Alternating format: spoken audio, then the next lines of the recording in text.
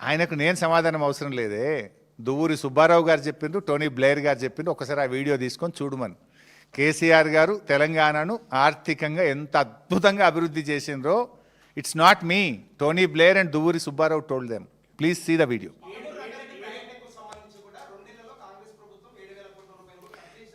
ఏమైనా గజం కాలువద వీరేమో చెప్పమని నాకు, నేను చూస్తా. నేనేమంటున్నా, ఉత్తమ్కు సవాల్ విసురుతున్నా. పాలమూరులో ఇందాక నేను చెప్పినా కదా, ప్యాకేజ్ 3లో 2 కిలోమీటర్ల కాలువ తవ్వితే 30 టీఎంసీలు స్టోర్ చేసుకునే సిస్టమ్ అంతా రెడీ అయింది. రిజర్వాయర్లు, టనల్లు, పంప్ హౌస్లు, సబ్స్టేషన్లు, ఎవ్రీథింగ్ ఈజ్ రెడీ. 2 కిలోమీటర్ల కాలువ ఎందుకు తవ్వలేదు అని అడుగుతున్నా. మీరు పాలమూరు ప్రాజెక్టుకు 2 ఏళ్లలో చేసిన పని ఎక్కడుందో చెప్పండి, పోదాం. నేను చూపిస్తే మేమేం చేసినాం. ఇప్పుడు నేను చెప్పినా కదా మీకు, నేను ఏమేం పనులు చేసినాం. మోటార్ నొక్కినాం, నీళ్లు కూడా ఉన్నాయి, 4 టీఎంసీలు ఈరోజు అని కూడా చెప్పినా కదా.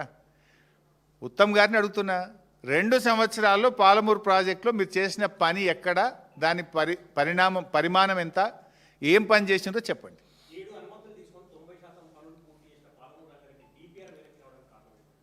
ఇది కాంగ్రెస్ పార్టీ యొక్క నిష్క్రియాపరత్వం వల్ల. కాంగ్రెస్ పార్టీ అటు ఆంధ్రప్రదేశ్కు ఇటు ఢిల్లీకి భయపడుతుంది. ఎందుకు అంటే, ఆంధ్రప్రదేశ్లో గురువు గారు, ఢిల్లీలోనేమో ఆయన ఆర్ఆర్ ట్యాక్స్ ఉందని మొదట్లో పార్లమెంట్ ఎన్నికలనే చెప్పిండు. ఎక్కడ నా మీద పడతాడో ఆర్ఆర్ ట్యాక్స్ అని ప్రధానమంత్రి గారే అన్నారని. ఎందుకంటే ఈరోజు కేంద్రం ఆంధ్రప్రదేశ్ ప్రభుత్వం మీద ఆధారపడి కేంద్ర ప్రభుత్వం ఉన్నది. సో ఆంధ్రప్రదేశ్ కేంద్రానికి భయపడి ఈరోజు వీళ్ళు చేతులు ఎత్తిండ్రు, తెలంగాణకు ద్రోహం చేస్తున్నారు. అందుకే ఇవాళ బీఆర్ఎస్ పోరాడుతుంది.